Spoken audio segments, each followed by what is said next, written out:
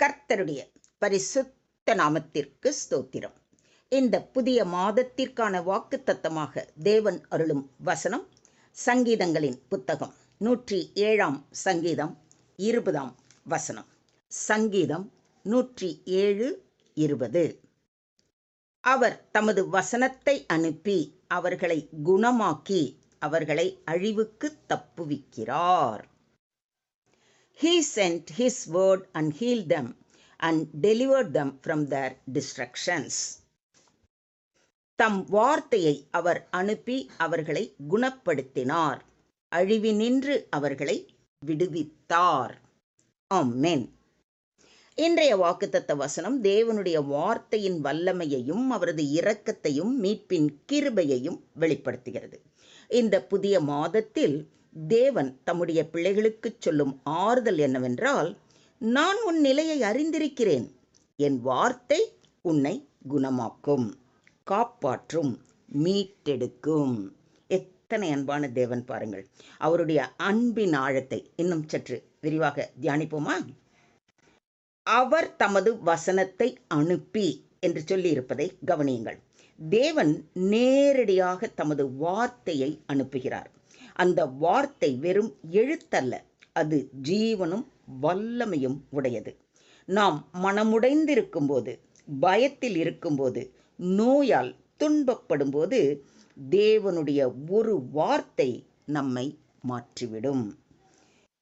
தேவனுடைய வார்த்தையானது ஜீவனும் வல்லமையும் உள்ளதாயும் இருபுறமும் கருக்குள்ள எந்த பட்டயத்திலும் கருக்கானதாயும் ஆத்துமாவையும் ஆவியையும் கணுக்களையும் ஊனையும் பிரிக்கத்தக்கதாக உருவ குத்துகிறதாயும் இருதயத்தின் நினைவுகளையும் யோசனைகளையும் வகையறுக்கிறதாயும் இருக்கிறது என்று எபிரேயர் 4:12 வாசிக்கிறோம். தேவனுடைய வார்த்தை வெறுமனே திரும்பாது. அது செய்கிறது, குணமாக்குகிறது, விடுவிக்கிறது. தேவன் பேசும்போது இருள் ஒளி ஆகிறது. மாரியும் உறைந்த மழையும் வானத்திலிருந்து இறங்கி அவ்விடத்துக்கு திரும்பாமல் பூமியை நனைத்து அதில் முளை கிளம்பி விளையும்படி செய்து விதைக்கிறவனுக்கு விதையையும் புசிக்கிறவனுக்கு ஆகாரத்தையும் கொடுக்கிறது எப்படியோ அப்படி என் வாயிலிருந்து புறப்படும் வசனமும் இருக்கும். அது வெறுமையாய் என்னிடத்திற்கு திரும்பாமல் அது நான் விரும்புகிறதை செய்து நான் அதை அனுப்பின காரியமாகும்படி வாய்க்கும் என்ற வசனத்தின்படி அவர் நம்மிடத்தில் அனுப்பும் வசனம் நம்முடைய வேதனையை, பிரச்சனையை போக்காமல் திரும்ப ஆண்டவரிடத்தில் திரும்பாது. இதை விசுவாசிக்கிறீங்களா? அவர் சொல்ல ஆகும், அவர் கட்டளையிட நிற்கும். அவ்வளோதான். அவர் சொல்லணும், அவ்வளோதான். தேவன் பேசினால் சூழ்நிலைகள் மாறும். மனிதர்கள் முடியாது என்ற இடத்தில் தேவனுடைய வார்த்தை அற்புதம் செய்கிறது. அவர்களை குணமாக்கி என்று சொல்லி இருப்பதை கவனியுங்கள். இங்கே குணமாக்குதல் என்பது உடல் சுகத்தை மட்டும் குறிக்கவில்லை. தேவன் உடைந்த இருதயத்தை குணமாக்குகிறார், மனக்காயங்களை ஆற்றுகிறார், பாவத்தால் காயப்பட்ட ஆத்துமாவை புதுப்பிக்கிறார், குடும்பங்களை மீட்டெடுக்கிறார், இருதயம் நொறுங்குண்டவர்களை குணமாக்குகிறார், அவர்களுடைய காயங்களை கட்டுகிறார் என்று சங்கீதக்காரன் கூறுவதை சங்கீதம் 147:3 வாசிக்கிறோம். மனிதர்கள் பார்க்காத கண்ணீரையும் தேவன் காண்கிறார், மறைந்த காயங்களையும் அவர் தொடுகிறார், அவர்களை அழிவுக்கு தப்புவிக்கிறார் என்று கூறியிருப்பதை கவனியுங்கள். சத்துருவின் திட்டம் அழிவு, ஆனால் தேவனின் திட்டம் இரட்சிப்பு. தேவன் விபத்திலிருந்து காக்கிறார், பாவத்தின் குழியிலிருந்து தூக்குகிறார், நம்பிக்கை இழப்பிலிருந்து மீட்டெடுக்கிறார், நித்திய அழிவிலிருந்து இரட்சிக்கிறார். இதையும் விசுவாசிக்கிறீங்களா? திருடன் திருடவும் கொல்லவும் அழிக்கவும் வருகிறானே அன்றி வேறொன்றுக்கும் வரான், நானோ அவைகளுக்கு ஜீவன் உண்டாயிருக்கவும் அது பரிபூர்ணப்படவும் வந்தேன் என்று நம்முடைய ஆண்டவராகிய இயேசு கிறிஸ்து கூறுவதை யோவான் 10:10 வாசிக்கிறோம். இயேசு கிறிஸ்து நமக்கு ஜீவனையும் பாதுகாப்பையும் தர வந்தார். அவருடைய நாமம் தேவனுடைய வார்த்தை என்பதே. வார்த்தையாகிய இயேசுவையே தேவன் நம்மிடத்தில் அனுப்பி நம்முடைய பாவங்களை கழுவி சுத்திகரிக்கிறார். நம்முடைய மனவியாதியை குணமாக்குகிறார். நம்மை பாவ படுகுழியிலிருந்து மீட்டு ரட்சிக்கிறார். மொத்தத்தில் இன்றைய வாக்குத்தத்த வசனம் நமக்கு போதிக்கும் பாடங்கள்: தேவன் தமது வார்த்தையின் மூலம் நம்மை குணமாக்கி பாதுகாத்து மீட்டெடுக்கிறார்.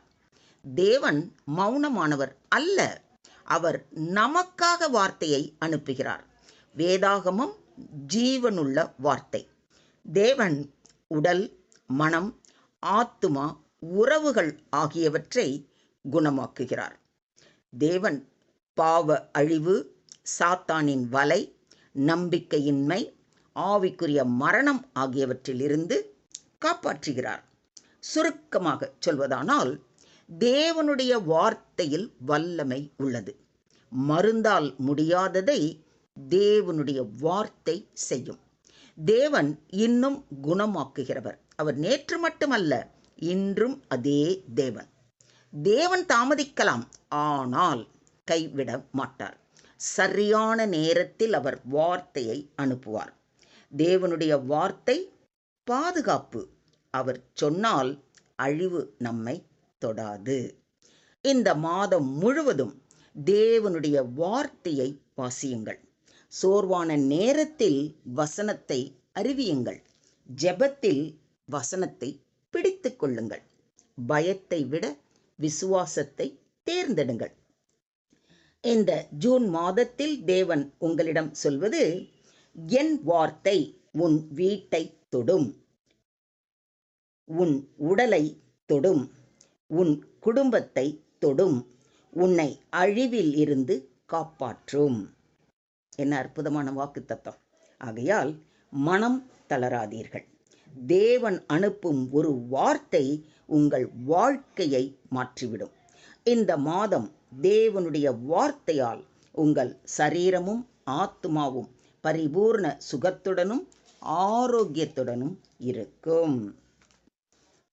This month, Word of Promise reveals the healing and saving power of God's Word. God sends His Word to heal broken hearts, restore lives, and rescue His people from destruction. His Word is living, powerful, and active even today. This promise reminds us that no situation is beyond God's control. When He speaks, healing comes, deliverance begins, and hope rises again. June can become a month of restoration, protection, and divine intervention through the power of God's Word. Do you believe this? ஸ்தோத்திரம் ஆண்டவரே, ஸ்தோத்திரம் கர்த்தாவே, ஸ்தோத்திரம் ஸ்தோத்திரம் ஸ்தோத்திரம். அன்பின் பரலோக தந்தையே, இந்த வாக்குத்தத்த வசனத்திற்காக உமக்கு கொடான கொடி நன்றிகளை ஏறெடுக்கிறோம் அப்பா. இந்த ஜூன் மாதத்தில் உமது வசனத்தை எங்கள் வாழ்க்கைக்குள் அனுப்பும் ஆண்டவரே. எங்கள் உடல்களையும் மனதையும் குடும்பங்களையும் குணமாக்கும். அழிவுக்கு தள்ளும் எல்லா திட்டங்களில் இருந்தும் எங்களை தப்புவியும். பயத்தை அகற்றி சமாதானத்தை நிரப்பும். உமது வார்த்தையின் வல்லமை எங்கள் வீட்டில் வெளிப்படட்டும். நோயுற்றவர்களுக்கு சுகம் அருளும். சோர்ந்தவர்களுக்கு புதிய பலன் தாரும். வழி தெரியாதவர்களுக்கு வழி காட்டும். இந்த மாதம் எங்கள் ஒவ்வொருவருக்கும் சாட்சியின் மாதமாக மாறட்டும். சகல துதி கன மகிமை யாவையும் ஒருவருக்கே செலுத்துகிறோம். மீட்பர் இயேசுவின் மூலம் ஜபம் கேளும் எங்கள் ஜீவனுள்ள தகப்பனே, ஆமென். என் ஆத்துமாவே கர்த்தரை ஸ்தோத்தரி, என் முழு உள்ளமே அவருடைய பரிசுத்த நாமத்தை ஸ்தோத்தரி. என் ஆத்துமாவே கர்த்தரை ஸ்தோத்தரி, கர்த்தர் செய்த சகல உபகாரங்களையும் மறவாதே. ஆமென்.